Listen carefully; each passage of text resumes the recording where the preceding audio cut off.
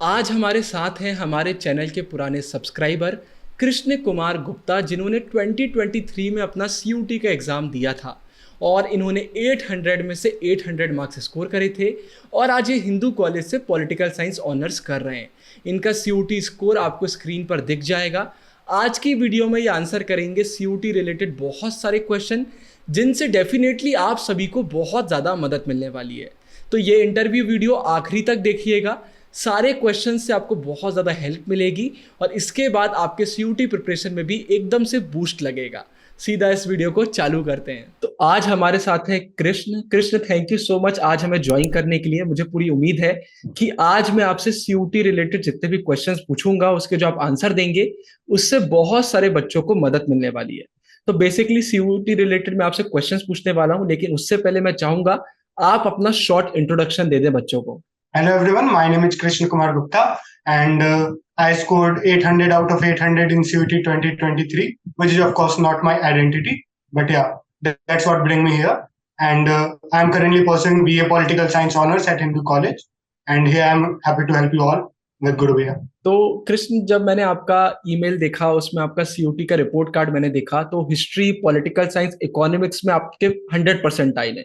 साथ में आपने GT का पेपर दिया था, उसमें भी आपके 97.7% है। तो सबसे पहले मेरा आपसे क्वेश्चन ये है कि आप बता दीजिए कि आपने स्ट्रेटेजी क्या फॉलो करी थी, क्योंकि बच्चों का सबसे बड़ा क्वेश्चन यही रहता है कि वो कैसे प्रिपरेशन करें कि वो भी आपके जैसे इतने अच्छे मार्क्स स्कोर कर पाए CUT में। देखिए, तो मेरा जो मेन टारगेट था वो था Delhi university. To be more specific, मेरा मेन टारगेट था Hindu college and that particularly BA honours political science, जिसके लिए मैंने 2 साल से ड्रीम किया हुआ था। तो मुझे पिछले साल के कट ऑफ का बहुत अच्छे से आइडिया था कि अगर हिंदू कॉलेज में BA पॉलिटिकल साइंस ऑनर्स चाहिए तो 800 आउट ऑफ 800 चाहिए, क्योंकि अगर गलती से भी एक क्वेश्चन गलत होता है तो आपके हाथ में नॉर्मलाइजेशन नहीं है कि आपका मार्क्स ऊपर जाएगा चाहे नीचे जाएगा। आपके हाथ में है कि आप मैक्स से मैक्स मार्क्स स्कोर कर पाओ। तो मैंने बहुत सारे बच्चों का देखा था कि वो बहुत नीचे चल जाता है नॉर्मलाइजेशन के बाद। तो मेरा टारगेट था कि 800 आउट ऑफ 800 आना चाहिए, और अगर वो नहीं आया तो मैंने अपने आप को बार बार रिमाइंड किया होता कि कृष्ण, 800 आउट ऑफ 800 आया तो तुम्हारे 2 साल का ड्रीम पूरा होगा, अगर वो नहीं आया तो फिर गया। तो बेसिक स्ट्रेटेजी कुछ नहीं होती, एक सिंपल सी चीज है, एनसीईआरटी एनसीईआरटी एनसीईआरटी। सारे के सारे क्वेश्चंस एनसीईआरटी से आते हैं, ठीक है। मैं 2 चीजें रिपीट करना चाहूंगा। पहला, कि आप एनसीईआरटी पे फोकस करो और एनसीईआरटी को 5 बार, 6 बार, 7 बार, जितने बार पढ़ सकते हो उतने बार पढ़ो। दूसरा पॉइंट ये कि बोर्ड्स के एंड CUT के प्रिपरेशन को अलग करके मत देखो, दोनों को कंबाइन करके चलो, क्योंकि बोर्ड्स और CUT का जो सिलेबस है वो बहुत ज्यादा सेम है, और जो थोड़ा मोड़ा एक्स्ट्रा है वो आप जो गैप है उसमें भी पढ़ सकते हो। तीसरी चीज ये कि जब आपका बोर्ड्स एग्जाम खत्म हो जाए तो उसके बाद आप MCQ की थोड़ी ज्यादा प्रैक्टिस करो, ये मेन चीज है। अब वीडियो में आगे बढ़ने से पहले मैं आपको बताना चाहूंगा CUT मॉक टेस्ट के बारे में। एग्जाम फैक्टर, जो कि एक बहुत ही रिप्यूटेड प्लेटफॉर्म है CUT प्रिपरेशन के लिए, उन्होंने लॉन्च कर दिए हैं ह्यूमैनिटीज के बहुत सारे मॉक टेस्ट। एग्जाम फैक्टर की ऑफिशियल वेबसाइट पर आपको history, political science, geography, psychology, general test और इंग्लिश के मॉक टेस्ट देखने को मिल जाएंगे। हर एक सब्जेक्ट के 10 मॉक टेस्ट आपको देखने को मिलेंगे। 10 में से 7 सेल्फ पेस्ड रहेंगे, मतलब उन्हें आप कभी भी दे सकते हैं, और 3 मॉक टेस्ट लाइव रहेंगे जो आप बाकी बच्चों के साथ दे रहे होंगे, और एकदम एग्जाम वाला फील आपको आ जाएगा। आप अपना रिजल्ट बाकी बच्चों के साथ कंपेयर कर पाएंगे, आपको मालूम चलेगा कि अभी आपका प्रिपरेशन किस लेवल का हो चुका है। अगर आप चाहे तो महापैक भी आप परचेज कर सकते हैं, उसमें आपको ये 6 सब्जेक्ट्स कंबाइंड देखने को मिल जाएंगे और टोटल में आपको 60 मॉक टेस्ट देखने को मिलेंगे। अगर आप मेरा कूपन कोड गुरु EF10 यूज करते हैं तो आपको एडिशनल 10% डिस्काउंट भी देखने को मिल जाएगा। एग्जाम फैक्टर की सबसे बड़ी खासियत यह है कि यहाँ पर अगर आप मॉक टेस्ट देंगे ना, तो उसके बाद आपके रिजल्ट को एनालाइज करा जाएगा और आपको बताया जाएगा कि कौन से ऐसे टॉपिक्स हैं जो आपके बहुत स्ट्रांग हैं और कौन से ऐसे टॉपिक्स हैं जहाँ पर आपको मेहनत करने की ज़रूरत है। अब आप खुद सोचिए, मॉक टेस्ट देने के बाद अगर इतनी क्लैरिटी आपको मिल जाए कि कहाँ पर मेहनत करना है, कहाँ पर ज़्यादा मेहनत नहीं करना है, तो आपका प्रिपरेशन कितने अच्छे से होने लगेगा। तो एग्ज़ाम फैक्टर के मॉक टेस्ट आपको ज़रूर से परचेज करना चाहिए। डिस्क्रिप्शन में आपको लिंक मिल जाएगा, बहुत ही सिंपल सा प्रोसेस है। लिंक पर क्लिक करके आपको ऑफिशियल वेबसाइट पर जाना है, आपको लॉगिन करना है, फिर आपको ये कोर्सेज परचेज करना है और परचेज करते समय मेरा कूपन कोड आप यूज़ करेंगे तो 10% ऑफ भी आपको देखने को मिल जाएगा। तो ज़रूर से इन मॉक टेस्ट को परचेज करिए और अपने प्रिपरेशन को एक बूस्ट दीजिए। अब सीधा वीडियो में आगे बढ़ते हैं। मैं पर्सनली ये मानता हूँ कि आप अपने पर्सनल नोट्स बनाओ, आप किसी के भी नोट्स रेफर करो, ठीक है, आप इंस्पिरेशन लेने के लिए नोट्स रेफर करो कि हाँ इस स्ट्रक्चर में मैं बनाऊंगा, लेकिन प्लीज प्लीज प्लीज आप अपने पर्सनल नोट जरूर बनाइए, क्योंकि पर्सनल नोट के साथ एक सेंस ऑफ कंफर्ट होता है, एक सेंस ऑफ इंटीमेसी होती है जिससे आप कनेक्ट कर पाते हो। जैसे मेरा पर्सनल ये था कि मुझे मेरी हैंड राइटिंग में अगर कोई चीज नहीं मिलती थी तो मैं उसे कैचअप ही नहीं कर पाता था, रिकॉल ही नहीं कर पाता।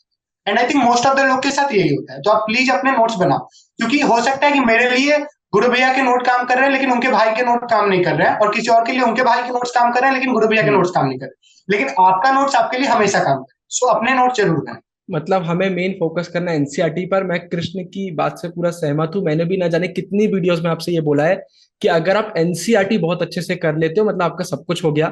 चैनल पर भी अगर आप नोटिस करेंगे एक्सप्लेनेशन वीडियोस, फंसना पक्का है वीडियोस, इनफैक्ट जब सीयूटी की एमसीक्यूज वीडियोस आ रही हैं वो सारी की सारी एनसीईआरटी बेस्ड है। मतलब हम एनसीईआरटी की लैंग्वेज भी कई बार चेंज नहीं करते क्योंकि पूरा पेपर चाहे बोर्ड एग्जाम हो, आपका सीयूटी हो, आपका एनसीईआरटी से ही आता है। आप एनसीईआरटी को बहुत अच्छे से करिए। और कृष्ण, आपके साथ बहुत सारे बच्चे और सीयूटी दे रहे होंगे तो आपने देखा होगा कि सब कैसे प्रिपरेशन कर रहे हैं। तो अगर कोई प्रो टिप्स आप शेयर करना चाहते हो कि ये टिप्स अगर बच्चे फॉलो करते हैं तो उन्हें सीयूटी बहुत आसान लगेगा। सीयूईटी को अगर आसान मानना है ना तो पहले तो मैं एक पॉइंट बता दूं, नहीं तो मैं भूल जाऊंगा। सीयूईटी एग्जामिनेशन जब आप वहां पे बैठोगे तो उससे रिलेटेड मैं एक बहुत इंपॉर्टेंट पॉइंट बताना चाहूंगा। 50, आई डोंट थिंक अभी पैटर्न चेंज हुआ होगा क्योंकि मैंने पिछले टाइम से देखा 50 क्वेश्चन रहते हैं, 40 अटेम्प्ट करने रहते हैं, है ना? यस।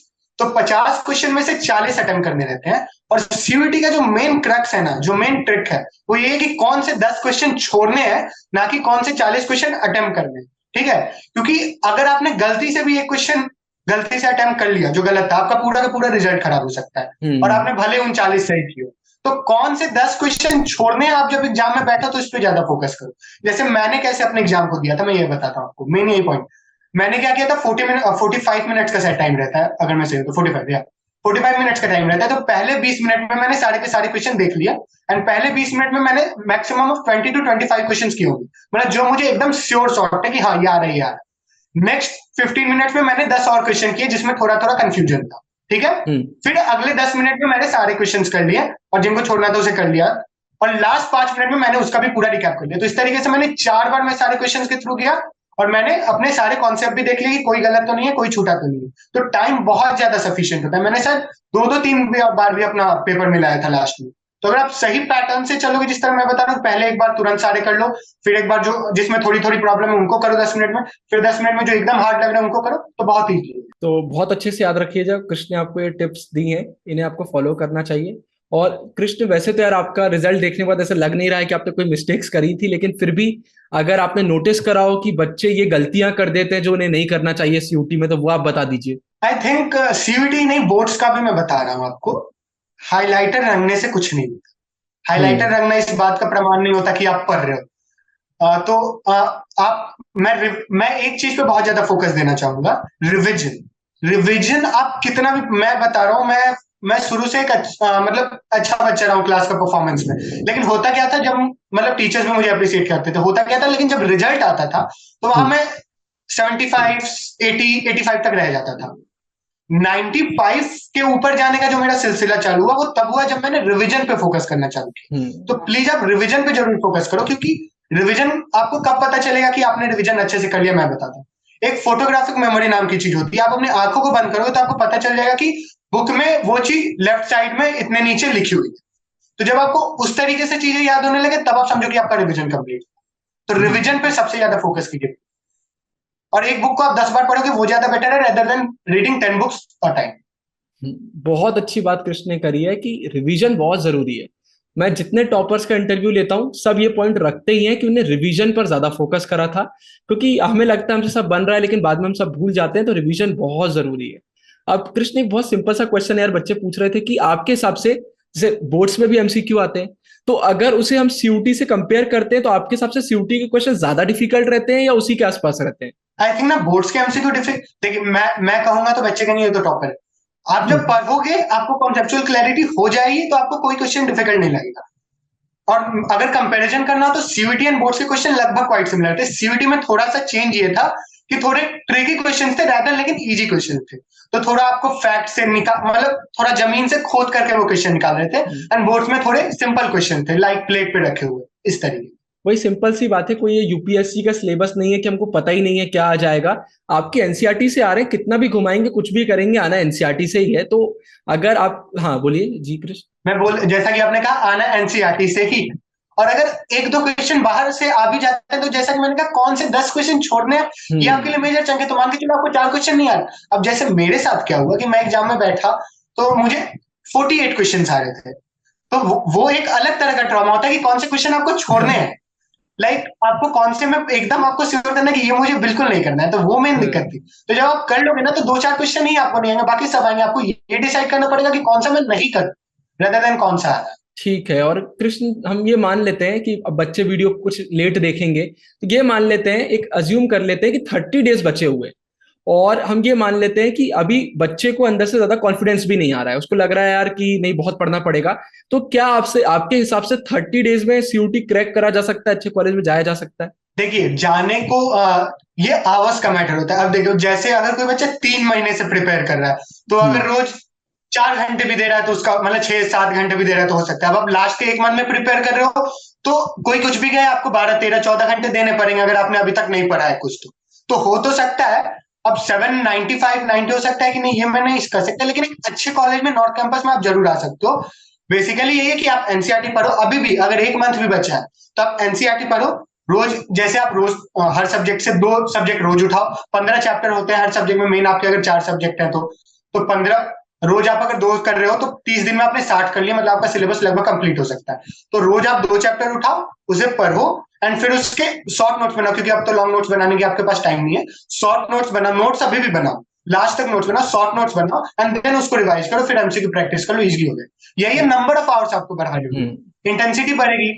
पीरियड कम है तो इंटेंसिटी बढ़ाओ, अगर वर्क और पीरियड ज्यादा है तो इंटेंसिटी कम हो जाती है, बेसिक रूल है। सिंपल सा बेसिक रूल फॉलो करना है, मेहनत करना है। बच्चों को बताना भी चाहूंगा, आप एनसीईआरटी करो, साथ में हमारे चैनल पर ह्यूमैनिटीज वाले बच्चों को मैं बताना चाहता हूँ, हर एक सब्जेक्ट की एमसीक्यू वीडियोस आना चालू हो गई हैं। पूरी एनसीईआरटी को हम एमसीक्यू फॉर्मेट में कवर करा रहे हैं।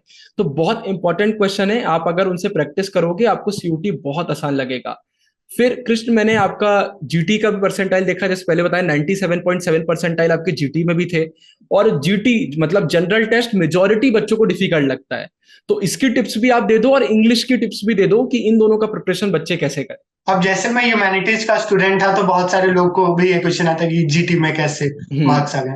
तो एक्चुअली मुझे मैथ्स में इंटरेस्ट था बहुत ज्यादा, लाइक टिल 8।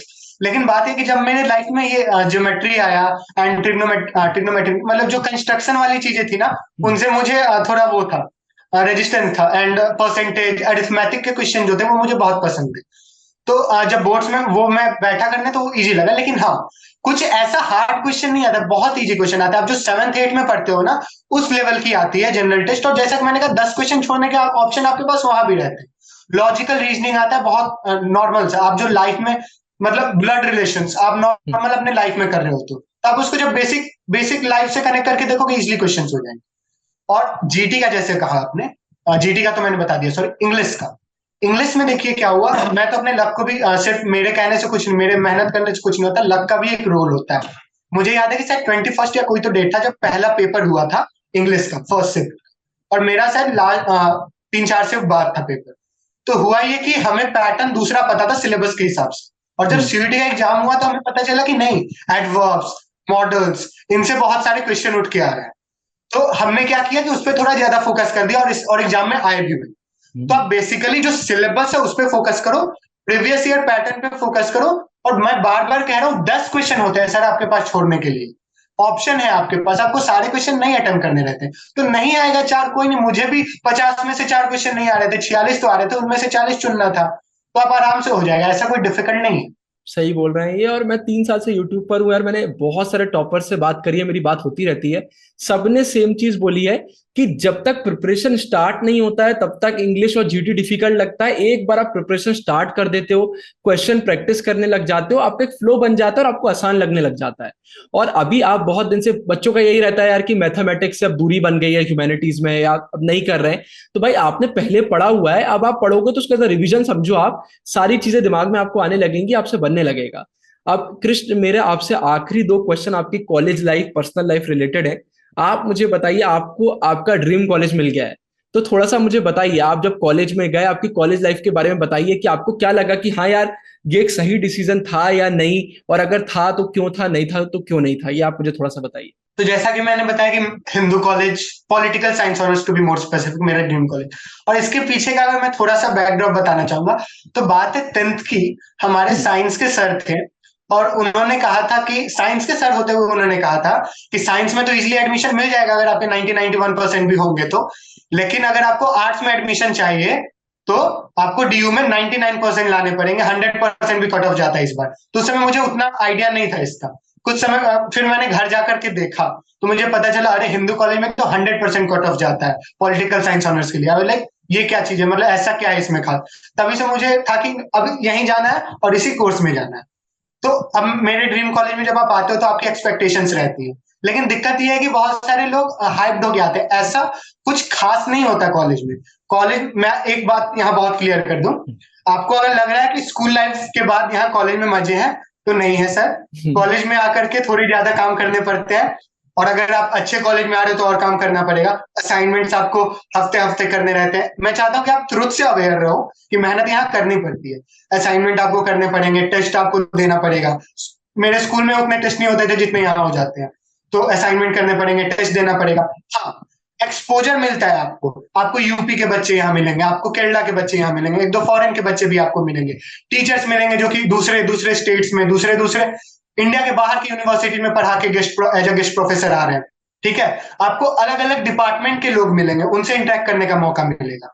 सोसाइटीज नाम की चीज होती है कॉलेज के अंदर, अलग अलग तरह की society, dramatic society, dance society, cultural society, debating society. यहां से आपकी पर्सनैलिटी में ग्रोथ होता है। लेकिन at the end it's up to you कि आप कॉलेज में आके खुद को कितना इवॉल्व कर पा रहे हैं। मतलब ये है कि आप जा रहे हो कॉलेज, मेहनत करो, और असाइनमेंट वगैरह तो मिलते हैं। आप बिल्कुल सही बोल रहे हैं। हमारे चैनल पर मेजोरिटी जो टीचर, सारे ही टीचर जो पढ़ाते हैं दिल्ली यूनिवर्सिटी के, एलएसआर में है, बाकी कॉलेज में है, वो सब भी बताते हैं कि असाइनमेंट्स बहुत मिलते हैं, पढ़ाई बहुत करना पड़ता है। तो ऐसा नहीं है कि कॉलेज में एडमिशन हो गया तो आप बैठ गए हो। और आखिरी क्वेश्चन कृष्ण, मेरा इसी हिसाब से रिलेटेड है। आपके कॉलेज में बहुत सारे बच्चे आपके साथ होंगे, तो आपने क्या नोटिस करा कि कौन सी ऐसी स्किल्स हैं जो बहुत इंपॉर्टेंट हो गई हैं अब, कि यार अगर बच्चा कॉलेज में आ रहा है तो अगर उसके पास ये स्किल्स हैं तो उसको एक प्लस पॉइंट है। थोड़ा सा मैं आइडियल लग रहा हूँ ये बात कहने में, लेकिन मैं मुझे क्या लगता है कि कॉलेज में जब मैंने भी एक्सपीरियंस किया, अगर आप एक अच्छे इंसान हो ना, तो कम्युनिकेशन स्किल होती है इंपॉर्टेंट, लेकिन एक अच्छा इंसान होने का अपना एक अलग ऑरा होता है और ऑटोमेटिकली लोग आपसे कनेक्टेड फील करते हैं। ठीक है, तो कोशिश कीजिए कि आप एक अच्छे इंसान बने पहले, गुड कम्युनिकेटर बनने से पहले। ये बात तो हो गई। अब मैं बात करता हूँ कि मैंने इतने सारे बच्चे देखे तो मेरी जो क्लास है पॉलिटिकल साइंस ऑनर्स की, अभी पलक का इंटरव्यू हुआ था, मैंने देखा था आपके चैनल पे, मेरी क्लास में वो।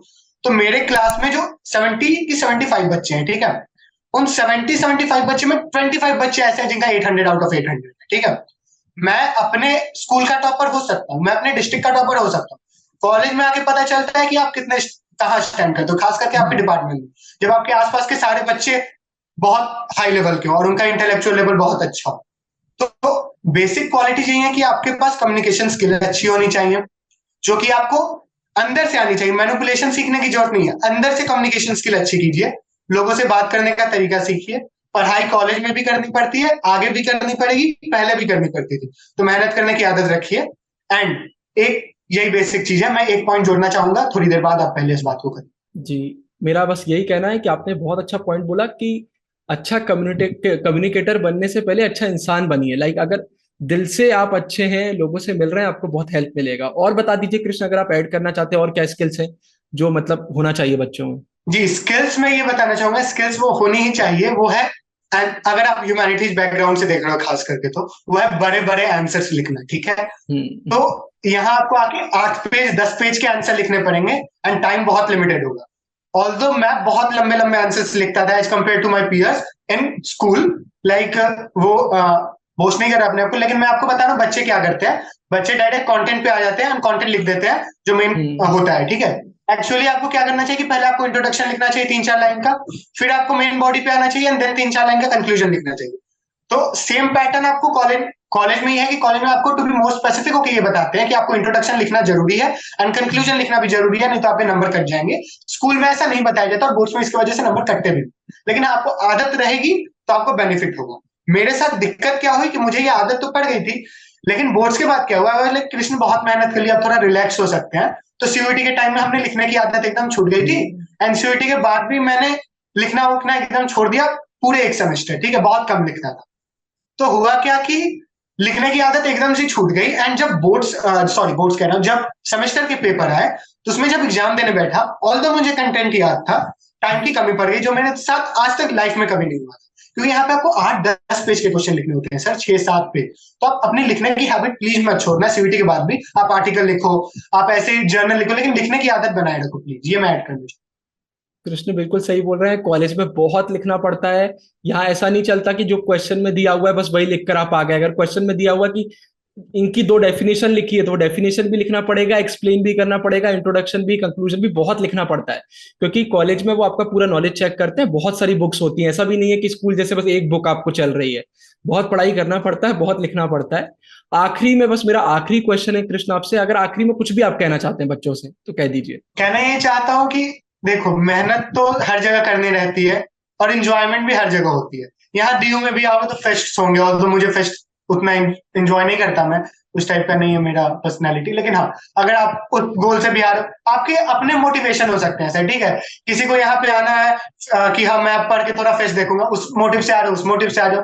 किसी को है कि हाँ मैं दूसरे लोगों से इंटरेक्ट करूंगा, उस मोटिव से आ जाओ। किसी को है कि दिल्ली में यूपीएससी का इन्वायरमेंट है, मैं वहां जाऊंगा तो वो इन्वायरमेंट मिलेगा, उस मोटिव से आप अपना मोटिवेशन फाइंड करो जो आपको मोटिवेट करता हो, और फिर आ जाओ। बाकी यहाँ भी मेहनत करोगे, यहाँ भी एंजॉय करोगे, अच्छे लोग हर जगह है, बुरे लोग हर जगह है। आपको अपनी पर्सनैलिटी इवॉल्व करो, और वो कहते हैं ना, गांधी जी कह के गए ना, be the change you want to see in the world. तो खुद पे वर्क करो एट द एंड। अब मेरी एक पर्सनल बहुत ही फेवरेट थॉट है जो कि मैंने लाइफ में बहुत बार सीखा, there are no failures, only results to learn from, ठीक है। तो होगा भाई, कभी आप फेल होगे, फेल वर्ड ही मत करो, सीखो बस जहां पे आप गिर रहे हो उनसे। तो ये मैं कहना चाहूंगा। Thank you. बहुत बहुत अच्छा बोला कृष्ण, आपसे आपसे बात करके मुझे एनर्जी आ गई यार, बहुत अच्छा लग रहा है। एंड मुझे पूरी उम्मीद है जिन भी बच्चों ने ये इंटरव्यू आखिरी तक देखा होगा उन्हें बहुत कुछ आपसे सीखने को मिला होगा, बहुत सारे लाइफ लेसन्स उन्हें मिले होंगे। Thank you so much join करने के लिए। बहुत सारे बच्चों की आपके इंटरव्यू के थ्रू हेल्प होने वाली है। फिर से thank you so much join करने के लिए। Thank you. It was a pleasure to talk to you and help out my juniors there. It was a wonderful session. Thank you. And में I hope आपको ये video पसंद आई होगी। ऊपर मैं प्लेलिस्ट डाल रहा हूँ जिसमें आपको और भी टॉपर्स के इंटरव्यू मिल जाएंगे। चैनल पर फ्यूचर में भी बहुत शानदार वीडियोस आने वाली हैं, बहुत सारे बच्चों को हम इंटरव्यू करेंगे, उनसे बातें करेंगे, उनकी लाइफ के बारे में जानेंगे। तो इस वीडियो को लाइक कर दीजिए, शेयर कर दीजिए और चैनल को सब्सक्राइब कर लीजिए फ्यूचर की वीडियोज़ के लिए। साइनिंग ऑफ, गुरु टेहंगुरिया।